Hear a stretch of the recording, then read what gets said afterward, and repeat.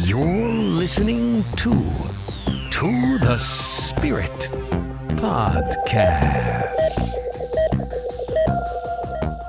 Hi, friends, and welcome to The Spirit. I'm Beck. And I'm Steph. Hey, Steph. Hi, Beck. I'm tired today. Oh, I'm dragging. I don't know if this is just a thing that happens as you get older or if everybody's dragging. Everyone I know is fighting fatigue for some reason. We should just dive right in. Okay. This is from Prevention, website called Prevention. A beautiful and rare white bison has been spotted in Missouri's Ozark Mountains.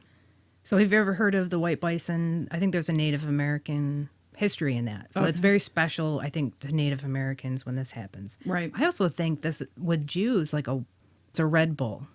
Red Bull? Not that'll the give you drink. wings. Yeah. Well, it's something like that means something to them, too.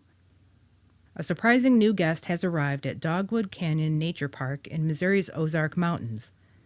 A rare white bison calf named Dakota, a Sioux word meaning friend to everyone.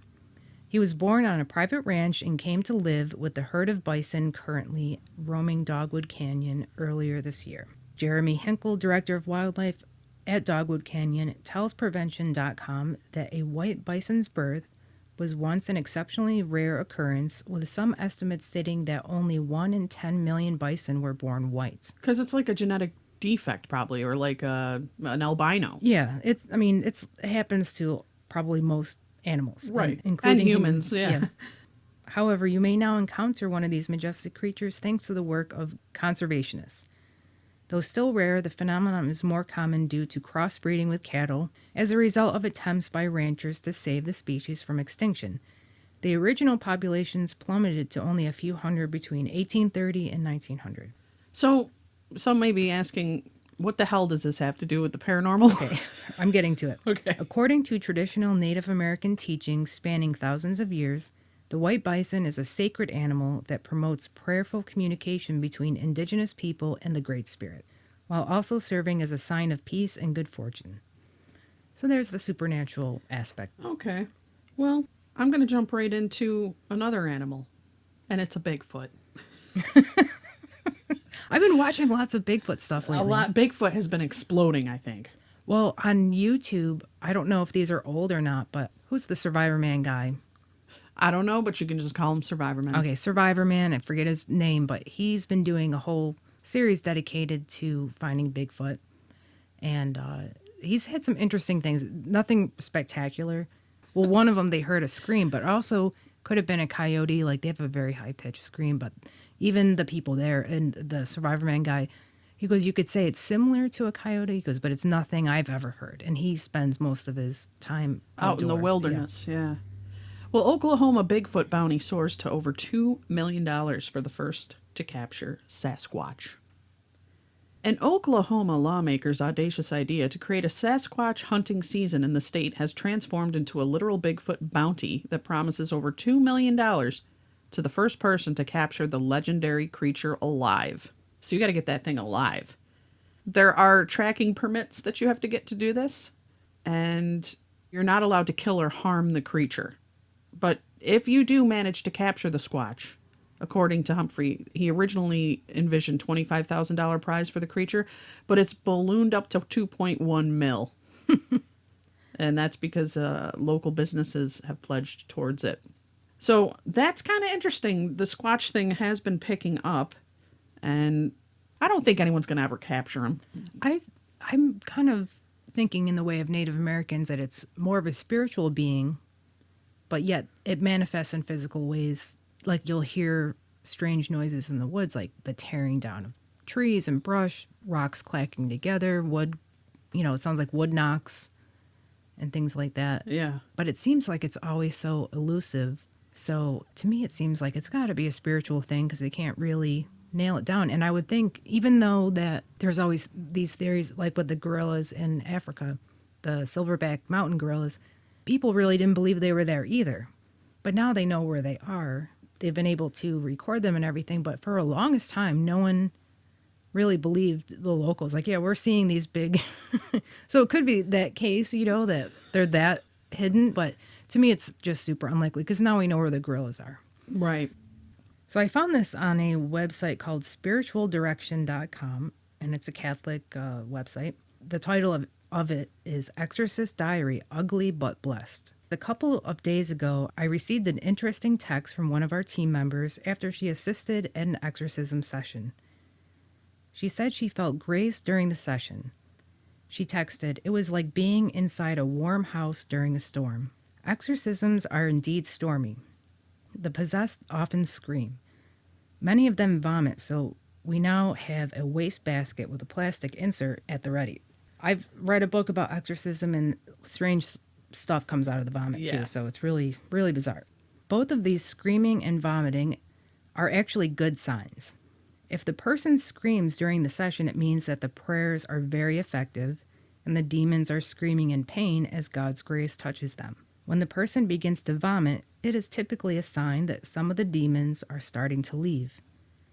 In the midst of all this ugliness, team members often tell me they walk out of a session feeling graced. Despite the ugliness, God's grace touches them in a quiet but palpable way. I must say it is the same for me. An exorcism is an ugly event. While I walk out of a session feeling drained, there's also a deep sense of God's peace. So I thought that was cool. I didn't really know that about exorcism, that the screams and the vomit are a good sign. I think it goes the same for food poisoning. Yeah. Former nunnery with creepy ghostly nuns is for sale, and this is coming out of mysteriousuniverse.org. A former nunnery in Logan, Utah, that has long been rumored to be haunted is currently for sale for $700,000. That's a nice low price. St. Anne's Retreat, also known as St. Anne's Nunnery, have you ever spent time there, Steph? No. Has a long history of ghost stories that includes pregnant nuns and even death. The 2.6-acre lot has 21 buildings and structures, 2 main lodges, 6 smaller cabins, a pool house, a playhouse, a generator house, and a swimming pool. I bet you wish you were at that one. It sounds beautiful, but the history that dates back to the early 1900s is rather dark. The property was owned by the Hatch family until they donated it to the Catholic Church in the 1950s, and then it was named St. Anne's Retreat, where nuns would spend their vacations. Oh, okay, so it was a vacation area. Okay. Then in the 1980s, it was turned into a youth camp until becoming a privately owned property in the early 1990s. The location made headlines back in 1997 when 3 security guards held trespassing teenagers at the bottom of the pool with shotguns pointed at them while they were restrained and tied by their necks. The hell kind of security guards are these? There are several legends regarding the history of the nunnery. The stories include a pregnant nun, but the rest of the story has different variations, as one version of the nun left the retreat to raise her baby. The other version stated that the child died and the nun drowned in the pool while attempting to escape. Look at the picture of that nun. It's scary. It's not the real nun. No. Another legend includes 2 nuns who were fighting, and one of them pushed the other into the empty swimming pool where she died. The deceased nun allegedly haunted her killer by banging on her door during the night and laughing. When the killer nun would look outside, she would see the apparition of the dead nun with red glowing eyes. Another version of the story includes a man who attacked a nun and drowned her in the pool before attacking others. Some believe the tale that numerous nuns conducted their own abortions and buried the fetuses beneath the pool, which is why disembodied cries can sometimes be heard in that area. It's important to mention that none of these legends have ever been proven. There have been reports of a ghostly female, possibly a nun, wearing all black and wandering the grounds, while others have witnessed the ghostly entity walking around with 2 Doberman pinschers with red glowing eyes. Oh my God. There's even an alleged curse that if a firstborn son witnesses the ghostly nun, he will soon die. Additionally, paranormal activity includes people feeling sudden cold spots on the grounds, especially near the pool area. Those who have walked through the woods at night have heard disembodied sobs. Others have heard unexplained snarls and barks, in addition to feeling like someone was watching them, especially along the riverbank. I think that any of that is possible because it's obviously happened before, but those stories are kind of like all over the place. But I'm going to guess that there's some level of truth to it. And, yeah, there's probably an underlying... I bet you Yeah. they do hear these things, but then they wildly go, like, oh, there was a nun, and she had a baby and buried it under the pool. I mean, come on. Are you ready for another story? I'm always ready. Okay. This is coming from CBS News. A man says he was stunned to look out to sea from a village in Cornwall in southwest England, which I've been to Cornwall, so beautiful there, and see a giant ship seemingly suspended in mid-air over the water. It wasn't his eyes deceiving him, but a rare weather phenomenon that causes an optical illusion more often seen in the frigid Arctic. BBC News meteorologist David Brain explained that what David Morris had captured with his camera lens wasn't levitation, but a superior mirage caused by conditions more typical in the Arctic region than off the southern English coast. Superior mirages occur because of the weather condition known as a temperature inversion, where cold air lies close to the sea with warmer air above it. Since cold air is denser than warm air, it bends light towards the eyes of someone standing on the ground or on the coast, changing So basically, how distant object appears. it's a mirage. It's a mirage, but it looks so cool that you wouldn't think. You think you're seeing something.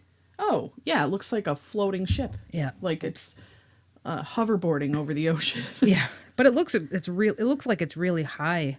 It does. Above It the looks, ocean. I don't know, that looks like 30 feet up in the air. Yeah, like that's a pretty. I've never seen a mirage. Have you? No. I've seen like when it's really hot, kind of like a silvery, Yes. like melty look off in the distance, as far as you can see down like a flat road, and then when you get to it, it disappears. Yeah, I've seen the heat coming off the pavement, which creates like the steamy look. Teen in Ghana stricken by magical ring. A teenager in Ghana nearly lost his finger after he put on a friend's purportedly magical ring and then found that the cursed object would not come off. Emmanuel Otabil was playing video games with a couple of companions and spotted the intriguing jewelry on a table. For reasons he can't explain, the young man immediately felt compelled to put the tempting piece on his finger.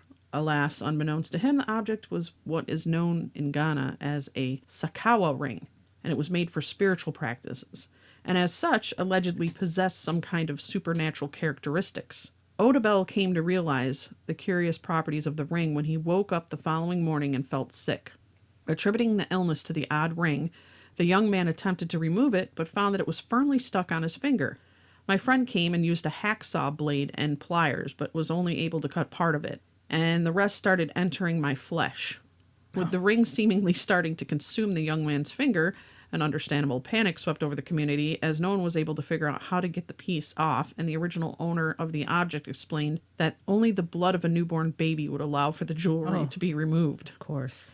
Fortunately, a spiritualist eventually arrived on the scene and solved the matter using unexplained some kind of sorcery. When Odabel recovered from his painful ordeal, his mother attempted to return the magical object to its original owner. However, as one might imagine, they were not too thrilled by the fact that their once pristine ring was badly damaged from the attempts at removing it from Odabel's finger, and as such they demanded a new piece. Strangely enough, this is not the first case of a magical ring getting stuck on a young man's finger in Ghana, as an eerily similar incident unfolded there 5 years ago. Well, I would have told him, stop eating salty potato chips at night. Right, and I would have said, squirt some dish soap on there. Or some butter. And so, Put some butter on that. but the blood of a newborn baby could work too. Yes, it's because it's extra slippery. I'm surprised it's not the blood of a newborn albino baby. Right. You hear about the albinos in Africa? They get sacrificed because Probably because they look strange. You know, feel bad for them. yeah. I feel bad for any albinos in general. I mean, that's a hard knock life. There's so many different weird. I don't want to call it weird because it's a person, but I mean, there's so many different problems, strange problems that people have to deal with. You know, we all have to deal with something. So I don't think anyone's just normal in this life. Nope. Magical amulet decoded. It protected owner from blood-sucking spirits. A newly deciphered magical amulet claims to stop evil spirits who eat flesh and drink blood. I think I want one of those. Yeah. About 1,600 years ago, the Mandians, never heard of Mandians. You sure it wasn't Mandalorians? Nope. It wasn't the Mandalorians. Oh, gosh. Okay. Who have lived in southern Iraq and Iran for millennia, wrote the incantation onto a lead amulet in their language, Mandaic. When unfolded, the amulet looks like a long, thin piece of lead. The discovery could shed light on the Mandaean religion, which is complex and blends together several beliefs. Both John the Baptist and Archangel Gabriel are both important figures who practice the religion. I don't know what that means, saying St. Michael the Archangel practiced a religion. I don't think they're... Maybe it's that old. I don't know. I think it's that the religion had those two people in it, maybe in that way. I don't know. Yeah, that's weird, yeah.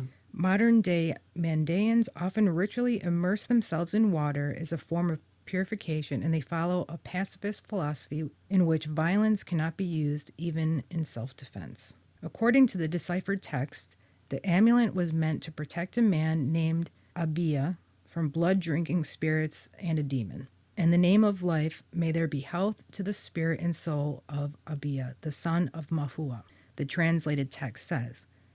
The amulet calls on Gabriel, who is the angel of the gods, to throw down, bind, strike, kill, and fetter the demon. It also calls on Gabriel to stop spirits who eat flesh and drink blood from hurting Abia. From the sons and daughters, may a great voice, healing victory, sealing protection, and sealing be to the body and spirit and soul of Abia, the amulet says. It's not much different than like Catholics get their little medals to protect themselves. Except this thing is drinking blood. It's very specific. Yeah. My medals, it's for all types of evil. It doesn't have to have a whole written specific. It's just See, that's the all problem. types of evil. You need specifics. You need to have a whole chain of them hanging off your neck. One for blood, one for teeth and nails, one for hair. I've got an Ohio cop that encounters a ghost girl. In an odd story out of Ohio, a police officer may have encountered a ghost as he was responding to a report of a seemingly out-of-place little girl wandering around late in the evening. According to a local media report, people living in the city of Mentor have been captivated on social media over the last few weeks as multiple residents have shared home security footage of an anomalous white form that can be seen quickly traveling across the sidewalk. Okay. As one might imagine, speculation in the community is centered around whether or not it was an apparition, and it would seem an appearance by the curious figure ultimately wound up prompting a call to the police. But their investigations only made matters all the more mysterious. A concerned resident phoned the Mentor Police Department back on March 10th around 11:40 p.m. with a rather weird report. I was surprised by what I saw, explaining that they noticed a person near an area elementary school who resembled a small girl but was running rather erect and too quickly for a child. Eerily, when cops arrived on the scene to investigate, one officer actually saw a youngster matching the description provided by the puzzled caller. However, when he exited his patrol car to tend to the tot, the child was gone. Certain of what he had seen, the cop continued looking for the little girl, but she was nowhere to be found. To their credit, the Mentor Police Department took the matter very seriously and enlisted the help of several other officers as well as a canine unit and even a drone to search the area looking for the child, but the exhaustive effort proved futile. Chillingly, when the cop who had originally seen the little girl went back and checked his dash cam video, the youngster did not appear on the footage. The perplexing incident would appear to bolster the belief of some residents that there's a ghost child roaming the streets of the city. However, other people in Mentor are not as convinced, insisting that the apparition is merely the case of mistaken identity or perhaps the work of a prankster. They have all that doorbell footage. Yeah. It could be a prankster, but that's, I don't know. There's weirdos everywhere. Like you said, there's all sorts of weird shit going on. Maybe, you know how every generation has... generation. Cultures come and go, and, you know, there's differences between a few hundred years ago than there is today, belief systems. So, like, look at modern day belief systems. The whole diet and exercise trends, like, think of the 80s, remember the speed walkers? Yeah, man. So this is what I'm thinking is, like, maybe it's a ghost of a speed walker. That's It's standing some, like, erect. suburban mom. But she's a child. It was a child height. Well, you know, I don't know, but She's I'm just a little saying, person speed walker standing very erect. maybe it was a mom and child, a daughter. They were speed walkers together. But then they got separated. Or they got hit by a car and the daughter died and now she's speed walking. Okay. These are modern ghosts. We have to, it changes with the times. Modern 80s speed walker ghosts. Okay. All right. I used to go speed walking with my neighbors. Did you have the armbands and the headband on? I might have. I don't remember because remember what the leg warmers Yeah, were the really. flash dance. Yeah. Like, were they like the bright neon colors? And it's the most ridiculous thing you've ever seen because runners look amazing. They're so athletic. You know, even if you don't look athletic and you run, I'm still very impressed because I don't run whatsoever. Right. So I had a neighbor, Bonnie, and she'd be like, ready to go speed walking? And yeah. Did you do the weird hip shake when you? Yeah, it was like your elbows are tight to the sides of your body and you just kind of do this fast walk and you look ridiculous. And I used to think, I'm going to get in shape. Man, if I saw a ghost of a speed walker, I'd be freaked out. Dark Watchers have been spooking California hikers for centuries. What are they? Did you ever hear of Dark Watchers? I've heard of the Watchers, but not Dark Watchers. Okay. Enormous, shadowy figures in hats and cloaks have haunted the California coast for more than 300 years. Ooh. What are they? For hundreds of years, people have looked up at the hazy peaks of California's Santa Lucia Mountains at sunset and seen tall, cloaked figures staring back. Then within moments, the eerie silhouettes disappear. These twilight apparitions are known as the Dark Watchers. Shady, sometimes 10-foot tall, 3 meters, men bedecked in sinister hats and capes. They primarily appear in the afternoon, and according to a recent article on SanFranciscoGate.com, it's sfgate.com, visitors to California have seen them perched ominously on the mountain tops for more than 300 years. When the Spanish arrived in the 1700s, they began calling the apparitions, forgive my Spanish, Los Vigilantes Oscuros, literally the Dark Watchers.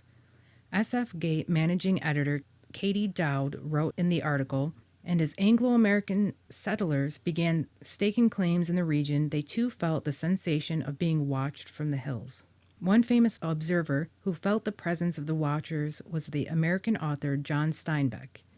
In his 1938 short story Flight, a character sees a black figure leering down at him from a nearby ridgetop, but he looked quickly away, for it was one of the Dark Watchers, Steinbeck wrote.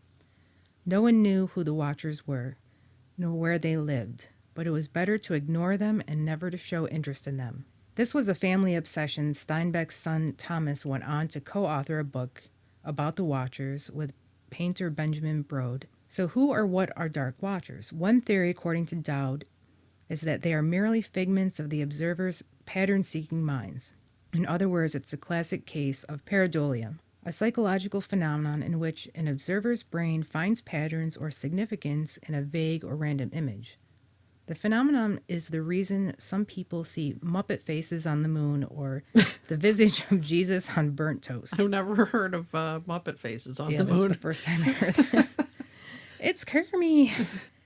In this case, ordinary shadows on the Santa Lucia hilltops may be interpreted by the viewer's brain to be tall, cloaked figures. The Watchers tend to appear in the late afternoon when long shadows grace the hills after all. So this is an image, I think, I don't know. Oh. It looks natural. But, yeah, it does. But I don't know if that's what people are seeing because it sounds like that wouldn't scare me if I saw that. I'd be like, oh, that's the sun. Yeah. So I don't know if that's an actual watcher, if that's just like it could be example. Something, yeah, like a natural phenomena. But it says German locals near the Harz Mountains have for centuries reported seeing shadowy figures on Broken Peak, Dowd wrote. In reality, the broken specter happens when shadows like those of a hiker are cast on particularly misty mountain peaks if the sun is behind the observer. So there you go. Yeah, There's another natural. Although there is something about the mountains. There's something about the mountains.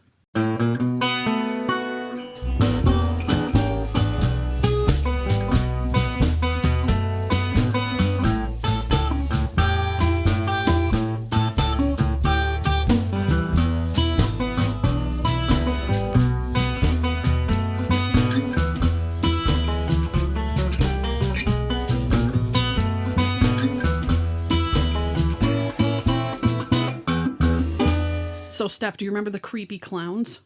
Yeah. And it was like a craze that swept across the globe. It's like where people were dressing as clowns and like hanging out in weird spots to freak people out. Yeah, well, now it's happening as plague doctors.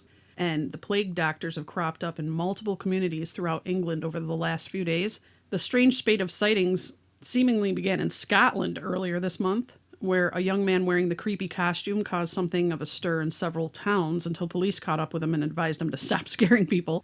And that particular reign of terror may have come to an end, but it unleashed this wave of plague doctors across the UK. It's right for the times, though, with the COVID. But I don't think I'd want to see an unknown person wearing an all-black clothing, a cape, and a black mask with a large beak similar to a crow coming at me. Why did they wear those back then? Do you know?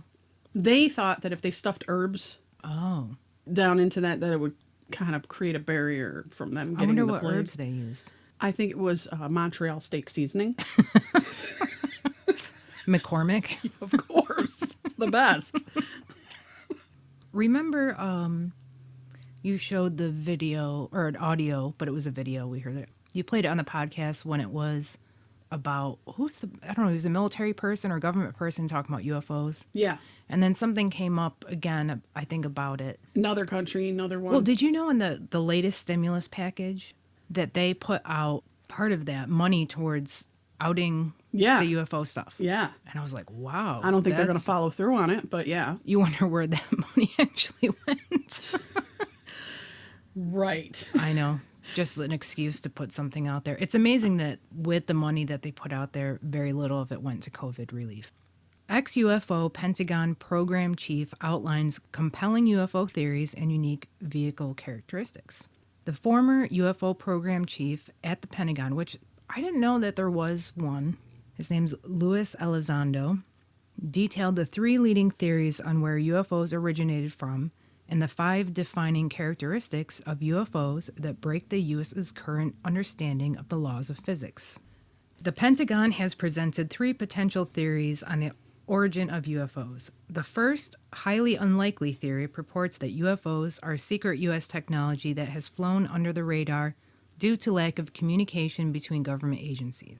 The second theory speculates that UFOs are foreign adversarial technology created without the intelligence of the U.S. government. This would be a huge intelligence failure of the United States because we've been technologically leapfrogged, says Elizondo. Elizondo stopped short of concluding that UFOs could be alien technology when discussing the third and final theory. If it's not ours and it's not another country, well, then it's someone or something else. They know this. I know. I always feel like this is the last, when we hear these articles about UFOs, it's very watered down stuff. The thing is if the U.S. would just come forward and be the first to drop this, we would remain the world power. Because whatever country comes forward and starts talking about this openly and admitting it, they're in the know, man. So we're seeing it bubbling up now, right? We're seeing it coming to a head. We're seeing articles. We're seeing the UFOs blatantly showing up in the background of newscasts. Mm-hmm. I'll end that there.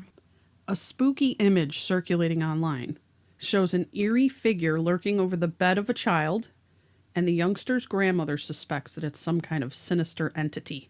The unsettled woman, who prefers to remain anonymous, according to her, the weirdness began when she noticed that her 2-year-old granddaughter was talking to some unseen person on a fairly frequent basis. These puzzling conversations initially sounded innocent until one night she heard the girl telling the visitor to go away. That worrisome moment inspired the grandmother to set up a baby monitor in the girl's room to see what's going on behind the strangeness. As one might imagine, she was deeply unnerved when she later looked at an image captured by the camera and saw what is unquestionably a figure of some kind lingering near her granddaughter's bed. She insists that there was no one in the home who could have been mistaken for this odd interloper at the time, and the photo is not manipulated in any way. And the woman went on to note that the demonic appearance of the entity, which seems to sport horns and claw-like hands, in addition to this incident, the grandmother claims that there has been a considerable amount of paranormal activity in the home, including cabinets opening on their own and disembodied voices being heard. Now, the family attempted to cleanse the home by burning nettle, salt, and Palo Santo, but this agitated whatever was in the residence. And although the presence in the residence has left them understandably uneasy, the grandmother believes this is not necessarily evil, but she gets the impression it simply wants their attention. Should that be the case, it most certainly accomplished its goal by the way of its chilling appearance on the baby monitor. And here's the thing.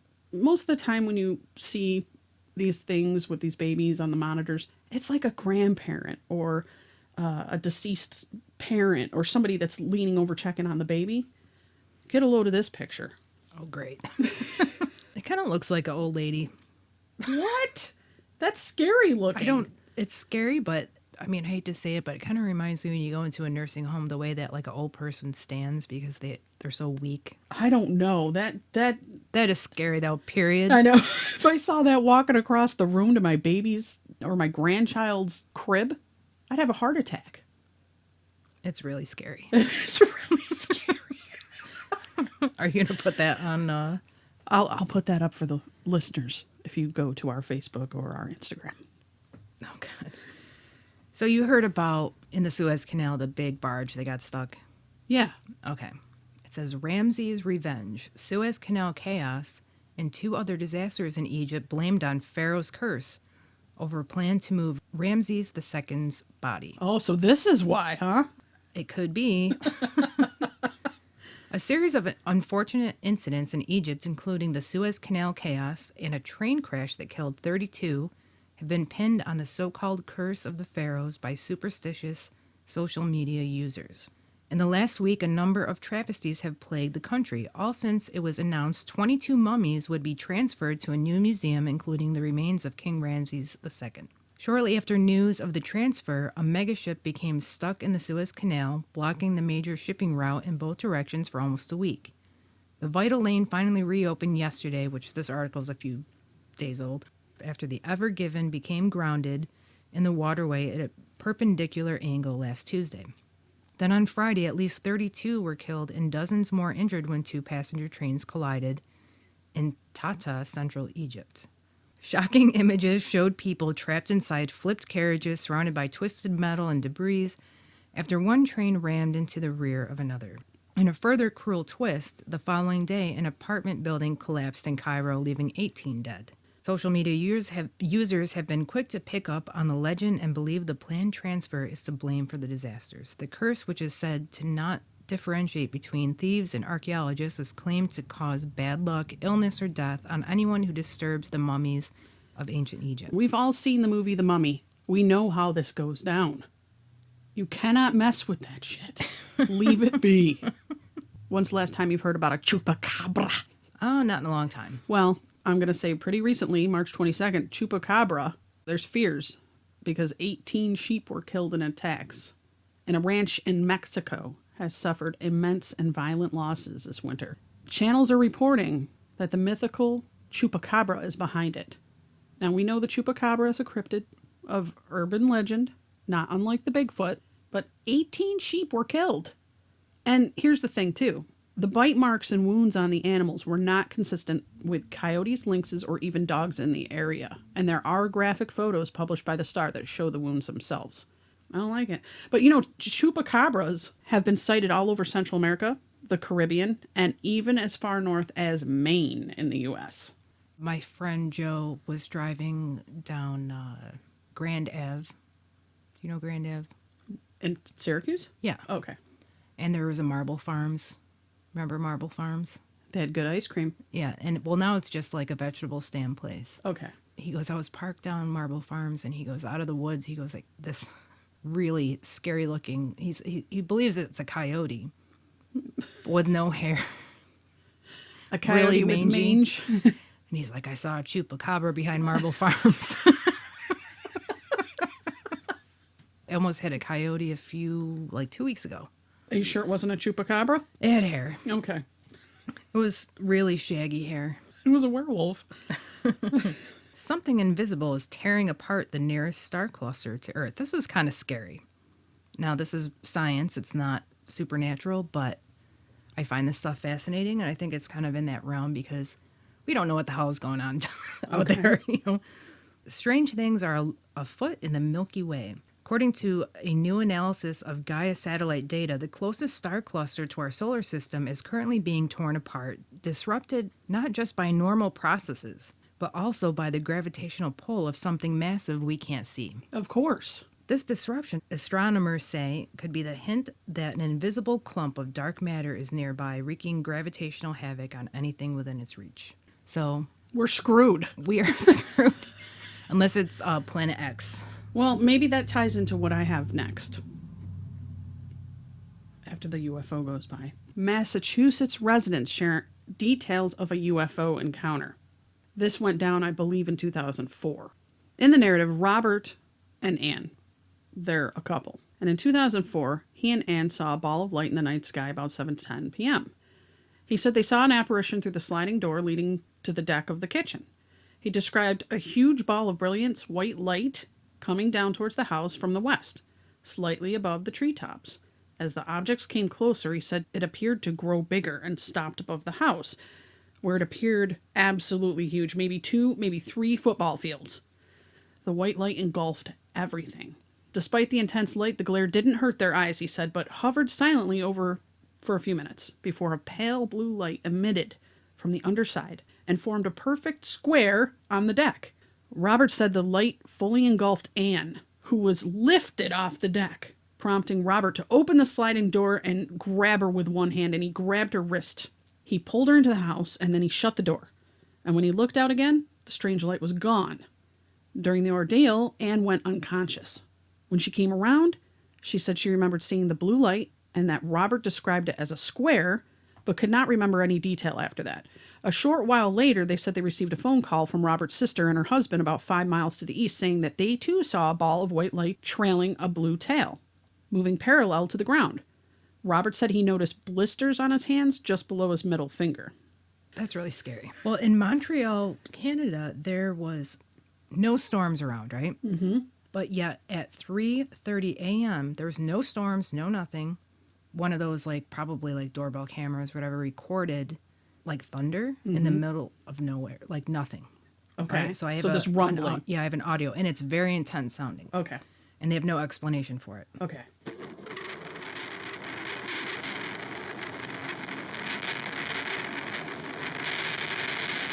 What the hell is that?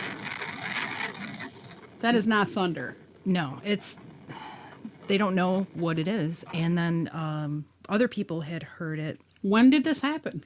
The article was written March 29th, but I don't know. March 25th. It says there was no storm nor any in proximate areas, or perhaps a fireball resonating, blasting in our atmosphere. But otherwise, that's pretty scary noise. They're coming to get us, man.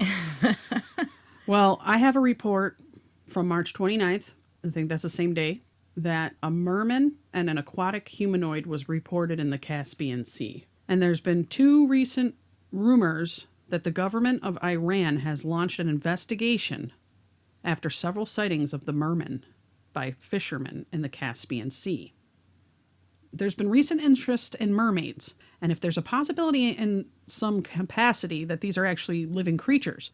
After several years, residents of coastal areas around the southern and southwestern Caspian Sea have been reported seeing amphibious creatures resembling a human being. In March 2005, an eyewitness account from the crew, the creature was swimming parallel near the boat for a long time. At the beginning, we thought it was a big fish, but then we spotted hair on the head of the monster, and his fins looked pretty strange. The front part of his body was equipped with arms, said the captain. Back in Azerbaijan, nobody took his story seriously. It sounded ridiculous to those who thought that the guy must have been drunk. But shortly after the publication of his interview, the offices of the Iranian paper got flooded with numerous letters from the readers that claimed that the story was yet another piece of evidence proving the existence of the man of the sea. The readers pointed out that many fishermen had repeated seeing that strange creature at the sea and on the shore after the seabed volcanoes in the area had come to life in February, and offshore oil production operations had intensified in the Caspian. His eyes are large and orbicular. His mouth of the creature is fairly large. His upper jaw is prognathic, and his lower lip flows smoothly into the neck. His chin is missing, but here we go. That looks fake. You think so? Yeah. But do you doubt that there's something down in there? I don't know. I've never been into mermaids and stuff. But they've been reported. Yeah. You know, there's been documentaries and people are into it. I mean, there is a newscast here that has more video footage. It looks kind of like... Don't doubt the merman stuff. You have fears of shark attacks? Imagine the merman coming to get you. Statue of Christ allegedly weeps at priest's funeral. He looked like he was alive. A viral video from Jalisco, Mexico parish depicts a statue of Christ allegedly weeping at a priest's funeral. Faithful at Our Lady of the Refuge parish in the city of Guzman, Jalisco, Mexico, witnessed the statue weeping at their pastor's funeral. The church confirmed the priest's death on Facebook. The person who took the video said, I approached the Lord of Miracles, that's the name of the statue, to ask him to send me the relief of my knee, the woman begins. I turned to see his face so that he could see me, and I see tears flowing from his eyes. I was left with the impression that the miracle that I saw in his eyes, in his heart, that he is with us and is sad because our father, the priest, has left us. But he tells us with his tears that he is with us. So that's her interpretation of it. But I guess everyone started freaking out in the church, getting up out of their pews, and then everyone started filming it. And it's become a huge event now down there. But the church remains obviously neutral at this point until they can figure out what's going on. Right. I think we really need to talk about this one. It's been circulated. I think a lot of people have been talking about it, but we need to talk about it. Lil Nas X. Oh, yes. He released Satan shoes. And he has set the internet on fire. Rapper Lil Nas X released a signature Satan-themed sneaker that promptly set the internet on fire. The shoes are black and red with laces that feature an upside-down pentagram. The phrase Luke 10:18 are found along the side, a verse from the Bible that reads, he replied, I saw Satan fall like lightning from heaven. But that's not all. Each shoe contains a single drop of human blood in the sole. It's mixed with red ink so it sloshes around when you walk. Exactly 666 pairs were produced. Unsurprisingly, the sneakers set off a huge buzz online, selling out within minutes. But they've also generated a firestorm of criticism from high-profile politicians, celebrities, and faith leaders who argue controversy represents a fight for the soul of our very nation. The shoe is only part of the story here. The announcement was cleverly coordinated with the release of Lil Nas X's latest music video, which depicts the young rapper first in a Garden of Eden-type setting, before he descends into hell and proceeds to seduce and kill Satan and assume his throne. It's certainly controversial imagery, but Lil Nas X has gone on to explain why he chose to make the shoes and the music video. In his words, they represent personal statements of defiance against religious voices that have spent decades telling him and many other gay people that they are going to hell because of their sexual orientation. All that said, critics don't seem to care much about the intent behind the imagery. Their position is that evil is evil, and the Satan sneaker represents a threat to children and even to America's soul. The South Dakota Governor Kristi Noem weighed in, framing the shoes as part of a much larger battle against dark influences on our children. Many churches caught wind of the release too, and Pastor Greg Locke of Global Vision Bible Church Mount in Juliet, Tennessee explained, a bunch of devil-worshipping, wicked nonsense pentagram wearing on your tennis shoe 666. You think I'm going to stand for that? You lost your mind. Bunch of Satanism, bunch of wickedness, bunch of devilism, bunch of demonism, bunch of psychotic wickedness. One pastor even made room in his sermon to project a picture of the shoes on the wall and warn his congregation about them. The entire incident is reminiscent of the so-called satanic panic of the 1980s and 90s, where everything from heavy metal music to the role-playing game Dungeons & Dragons was blamed for society's alleged moral decay. However, there's one major difference between now and then. Social media allows these controversies to spread at amazing speed. Perhaps the release of these shoes on Palm Sunday helped to play into the outrage, but by Monday morning, it was all the internet could talk about. To recap, supporters of Lil Nas X argue that this is what art is all about, pushing boundaries and making people re-examine their priors. Critics claim it's a dangerous publicity stunt that seeks to drive people, especially children, away from faith. It's worth pointing out that the company behind the shoes released similar Jesus shoes back in 2019, featuring a cross hanging from the tongue and soles filled with holy water straight from the Jordan River. Did you know about that stuff? No. Lil Nas X also articulates precisely why he decided to take back the satanic imagery that had for decades been used to scare gay members of the church and use it for his own work. What do you think? Should artists consider the sensibilities of their audiences when making artistic choices, or is art intended to push boundaries? I'm not going to be an art critic, I don't know what it's supposed to be or not. I like beauty. I don't think it's beautiful, but people make things that other people don't like, so I don't have a problem with actual shoes that have satanic symbols. There's tons of other things that people wear on their t-shirts and stuff. That's their issue. But I don't know about the blood, But right? it's the blood thing. Where did the blood come from? Whose blood is it? And maybe they just put like a tiny speck of it, but still, where did it come from? Where did it come from? And to me, that's like disgusting. And it did say human blood, right? Yes. Even if it was animal blood, it just seems like they're being profane. It's like the people that make crucifixes and stick them in like in a cup of urine, and then it's on display in a museum, and they call that art. I would disagree with that. I think it's not art, but then again, like that type of art is in a community of its own, so maybe they can appreciate it for some other reason. But I think it's more to be profane, to like stir up, than actually anything else. Has there been any follow-up to this? Oh, yeah, there was a lawsuit by Nike, and so they had stopped the production of them. So that's all I know so far. I don't know, it's got to go further, I think, to see if there's going to be a bigger lawsuit over that. But obviously, it's like taking Nike's brand and then Satanifying it. Yeah, I think that it's because they don't want to ruin their brand, Well, they only want the blood of the sweatshop workers in their shoes. They don't want... So, before we close, I do want to wish everyone a very early Monday, May 3rd, happy National Paranormal Day.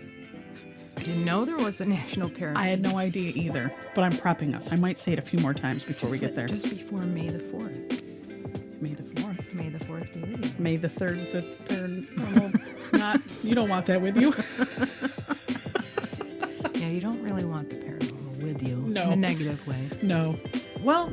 Folks, I want to thank our listeners. We do have a new country. Is it Croatia? I think so. I can't keep up anymore. I think we're at like 28, 29 countries now. It's amazing. As always, leave us a review on Apple. If you want a t-shirt, let us put you in the pillion for the drawing. Shoot us an email. We'll put you in the drawing that way too. And if you haven't yet had the chance to go over and check out Umbrellaholics, it is now up on all the platforms, so you should be able to hear it. It's a bi-weekly podcast, and it's crazy and it's fun, and it might make you laugh. It'll keep you company, that's for sure. I hope everyone will take a listen. Yeah, tell us what you think. All right, guys. Thanks for sticking with us. That's it. All right. See you next Friday. Bye. To the spirit Podcast. supernatural science Aliens. Ghost. psychic mystic Spirits. divine source Heaven. It's magic.